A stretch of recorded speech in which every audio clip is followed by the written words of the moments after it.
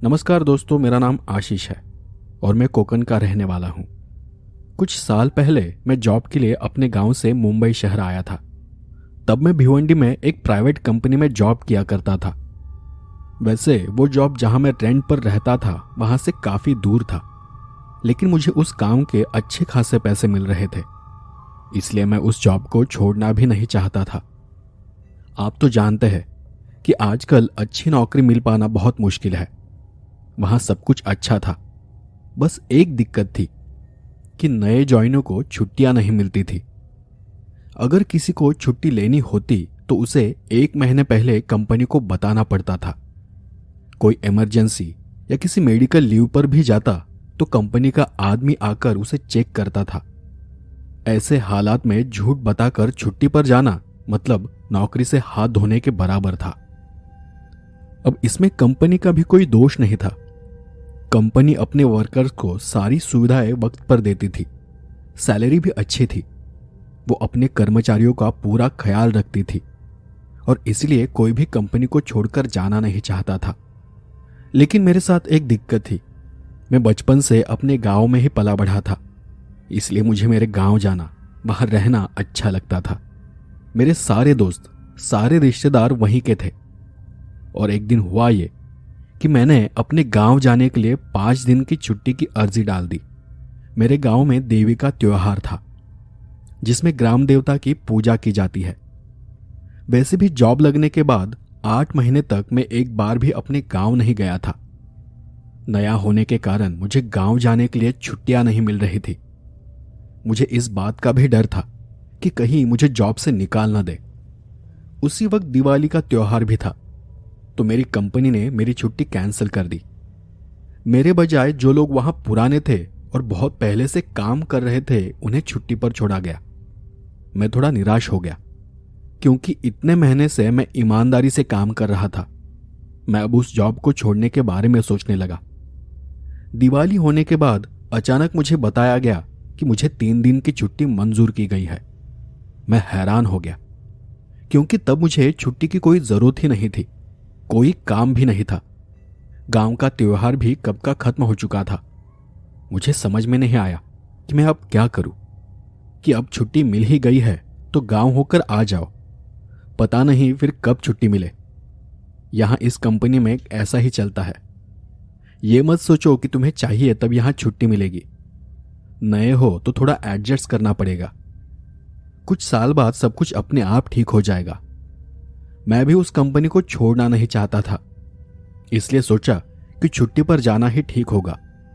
और इतने दिनों बाद मुझे छुट्टी मिली थी, तो बिना कुछ सोचे मैंने अपने गांव जाने का निर्णय लिया।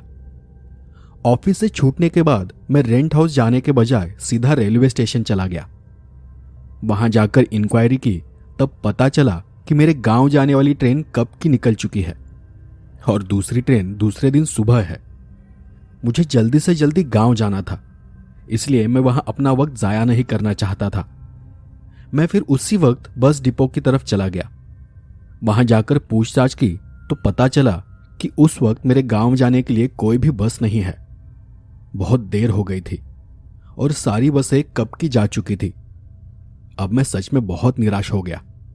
एक तो बहुत दिनों बाद मुझे छुट्टी मिली थी और अब गांव जाने के लिए कोई भी बस, कोई भी ट्रेन नहीं थी। रात भी बहुत हो चुकी थी।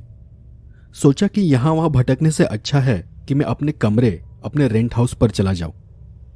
अगले दिन गांव जाने में कोई मतलब नहीं था, क्योंकि मेरा पूरा दिन सफर में निकल जाता और फिर गांव पहुंचकर मुझे फिर कुछ ही घंटों में वापस निकलना पड़ता। मैं निराश होकर डेपो से बाहर चला गया। वहीं एक आदमी रिक्शा के पास बीड़ी पीते हुए खड़ा था। मैंने उस आदमी के पास जाकर कहा, स्टेशन चलोगे? उसने हां में सिर हिलाते हुए बीड़ी को वहीं फेंक दिया और वो रिक्शा में बैठ गया। उसके पीछे पीछे मैं भी रिक्शा के अंदर बैठ गया।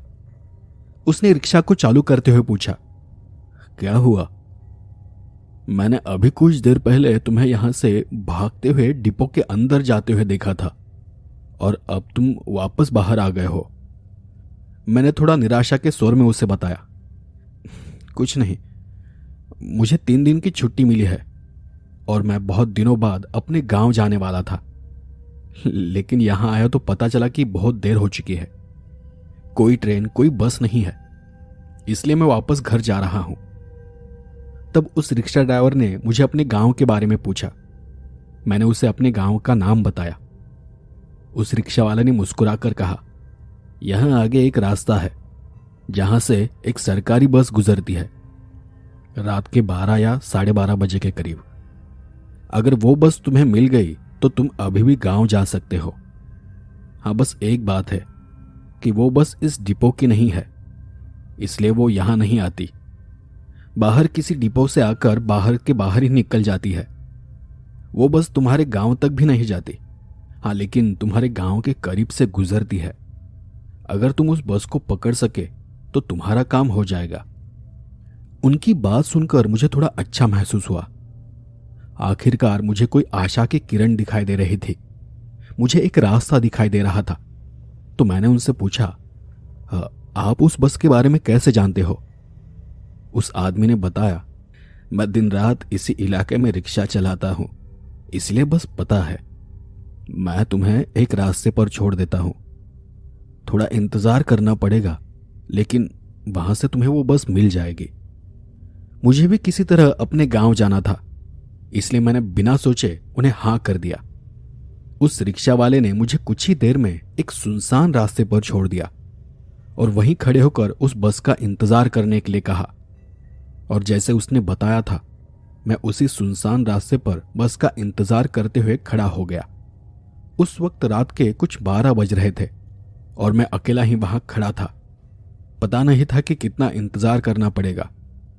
ऊपर से सरकारी बस थी, आएगी भी या नहीं कुछ पता नहीं था।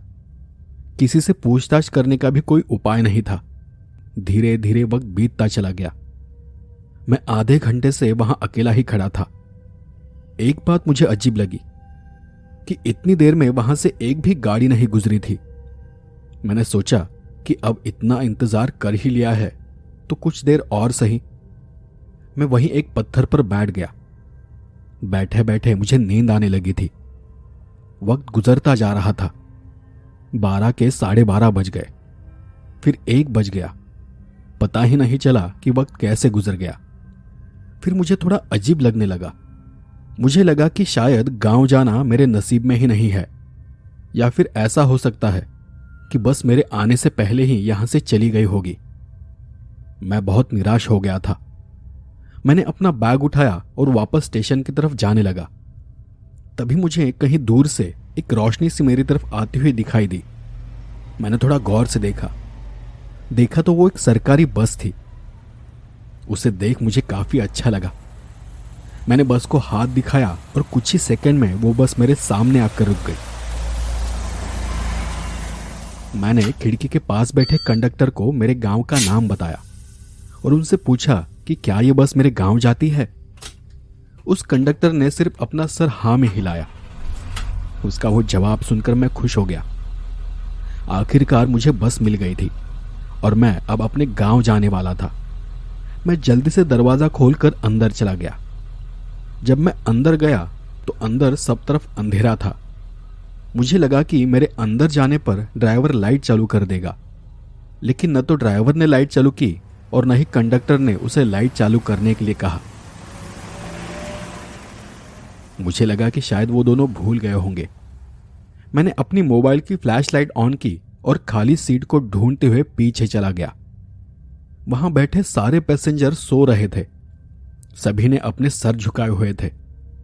वो देख मुझे थोड़ा अजीब लगा, क्योंकि सभी एक जैसी हालत में थे। जब मैं आखिरी सीट तक पहुंचा तो देखा कि एक औरत पेट के बल लेटी हुई थी। मैं उसे जगाना चाहता था कि तभी मेरा ध्यान पास की सीट पर चला गया। पास की दूसरी एक सीट खाली थी। मैंने वहीं ऊपर अपना बैग रख दिया और उस खाली सीट पर बैठ गया। काफी देर इंतजार करने के बाद भी बस का कंडक्टर टिकट लेने पीछे नहीं आया। अंधेरा वहां बहुत घना था। अंधेरा होने की वजह से मैं आगे कुछ भी ठीक से देख नहीं पा रहा था। मुझे वहां बैठे हुए करीब 15 मिनट हो गए थे, लेकिन कंडक्टर अब भी अपनी जगह पर ही था। मुझे बैठे बैठे नींद आने लगी थी। मैं अकेला ही अपनी सीट पर बैठे बैठे झपकियां ले रहा था। मैंने सोचा कि जब उसे आना होगा तब आ जाएगा, और मैं वहीं अपनी जगह पर बैठा रहा। मुझे इतना याद नहीं कि तब वक्त क्या हो रहा था। आसपास सब कुछ बहुत शांत था। शायद सभी गहरी नींद में सो रहे थे। कोई किसी से बात नहीं कर रहा था। तभी एक अजीब सी आवाज ने मेरा ध्यान अपनी तरफ खींच लिया। वो आवाज मेरे पीछे की सीट से कहीं से आ रही थी। मैंने पीछे देखा तो मेरे पीछे की सीट पर कोई नहीं था। कुछ क्षण के लिए मुझे वो सब कुछ नॉर्मल लगा, और फिर अचानक मैंने पीछे मुड़कर देखा। मुझे याद आ गया कि अभी कुछ देर पहले मेरे पीछे कोई औरत थी। मैंने फिर गौर से देखा, लेकिन वहां सच में कोई औरत नहीं थी। पता नहीं अचानक वो औरत कहां चली गई थी। मैंने अपने आप को समझाते हुए कहा कि शायद वो औरत आगे कहीं चली गई होगी। मैंने उस बात को टाल दिया। मैंने ज्यादा ध्यान नहीं दिया और फिर से अपनी आंखें बंद कर ली। कुछ वक्त बाद एक बहुत ही जोर का झटका लगा और मेरी आंख खुल गई। मैंने देखा कि वहां उस बस में सारे लोग उल्टे सीधे होकर यहां वहां पड़े हुए थे। कोई बस की छत से चिपका हुआ था तो कोई सीट पर आड़ा टेढ़ा पड़ा हुआ था। किसी की गर्दन टूटी हुई थी तो किसी का हाथ उखड़ा हुआ था। वो देख मुझसे रहा नहीं गया। मेरे पूरे शरीर में कपकपाहट सी फैल गई। मैंने घबरा कर झट से अपनी आंखें बंद की। वो नजारा देख मैं बहुत डर गया था। अंदर भले ही अंधेरा था, लेकिन बाहर से आती रोशनी में मुझे उनके सिर्फ टूटे कटे अंग दिखाई दे रहे थे। मैंने घबरा कर अपना मोबाइल निकालना चाहा। जब तक मैं अपना मोबाइल निकाल पाता, देखा तो सब कुछ पहले जैसे शांत हो चुका था। पता ही नहीं चला कि वो मेरा भ्रम था या फिर मेरा कोई सपना था। मुझे कुछ अजीब लगने लगा था। तब मेरा ध्यान खिड़की से बाहर चला गया। देखा कि बस बहुत तेजी से आगे बढ़ रही थी, जैसे ड्राइवर किसी नशे में गाड़ी चला रहा हो। मैं इतना तो समझ गया था कि गाड़ी की स्पीड हद से ज्यादा है। वो देख मुझे और भी डर लगने लगा था। मेरे साथ कुछ तो बहुत अजीब हो रहा था, या फिर उससे भी ज्यादा कुछ बुरा होने वाला था। डर के मारे मेरा गला सूख रहा था, तो मैंने ऊपर जहां सामान रखने की जगह थी वहां अपनी बैग लेने के लिए अपना हाथ डाला। ऊपर वाली उस जगह पर मुझे एक अजीब सा स्पर्श हुआ। वहां मैंने किसी के हाथ के स्पर्श को महसूस किया, लेकिन वो एहसास होने से पहले ही मैंने उसे बैग समझकर खींच लिया था, और अगले ही पल एक कटा हुआ हाथ मेरे आंखों के सामने लटक रहा था। मैंने घबराकर उसे दूर कर दिया और अपना हाथ हटा लिया। मैंने फिर घबराकर फ्लैशलाइट को ऑन कर दिया। देखा तो वो मेरे बैग का एक स्ट्रैप था। उसे हाथ समझकर मैं बहुत बुरी तरह से डर गया था। अब मुझे थोड़ा एहसास हो गया था कि यहां कुछ तो अजीब हो रहा है। कुछ तो है जो मेरी समझ के बाहर है। मैं अपनी सीट पर बैठकर सोचने लगा कि अब आगे क्या करना है। बस भी बहुत तेजी से चल रही थी और मैं कहा था मुझे कुछ पता नहीं था। फिर अचानक से एक बहुत ही तेज दुर्गंध आने लगी। इतनी तेज दुर्गंध कि उस दुर्गंध से मेरी तबीयत बिगड़नी शुरू हो गई। सारी खिड़कियां बंद थी। मैंने अपनी सीट की खिड़की को खोलने की कोशिश की, लेकिन शायद खिड़की जम गई थी। बहुत ताकत लगाने के बाद भी खिड़की नहीं खुली। मैं उठकर तेजी से कंडक्टर के पास चला गया और वहां जाकर मैंने उनसे कहा, जल्दी से बस को रोको, मुझे तकलीफ हो रही है, मेरा यह दम घुट रहा है। उसने मेरी बात को सुनकर भी अनसुना कर दिया। मैंने फिर उससे कहा, देखो मुझे बहुत अजीब लग रहा है, मेरी तबीयत खराब है, मैं इस बदबू को सहन नहीं कर पा रहा हूं। तब उस कंडक्टर ने एक अजीब सी आवाज में कहा, ये बस किसी के कहने पर नहीं रुकती, ये बस तुम्हें तुम्हारी मंजिल पर ले जाने के बाद ही रुकेगी। उसकी वो आवाज सुनकर एक बिजली से मेरे अंदर दौड़ गई। फिर भी मैंने गुस्से में उससे कहा, कैसी मंजिल? तुम्हारी मौत।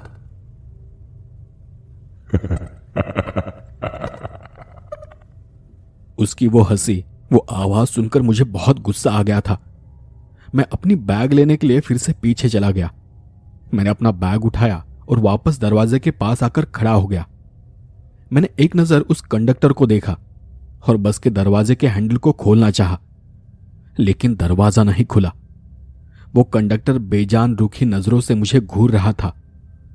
मैं उस कंडक्टर को जोर जोर से चिल्लाकर कह रहा था कि रोक दो बस को, मुझे इस बस से सफर नहीं करना है, मुझे नीचे उतार दो, वरना मैं तुम्हारी कंप्लेंट कर दूंगा।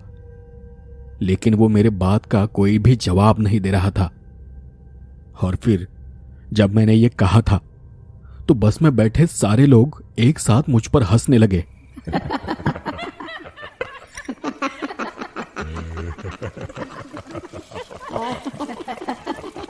वो सब कुछ बहुत ही अजीब था। सब कुछ अजीब सा नजारा था।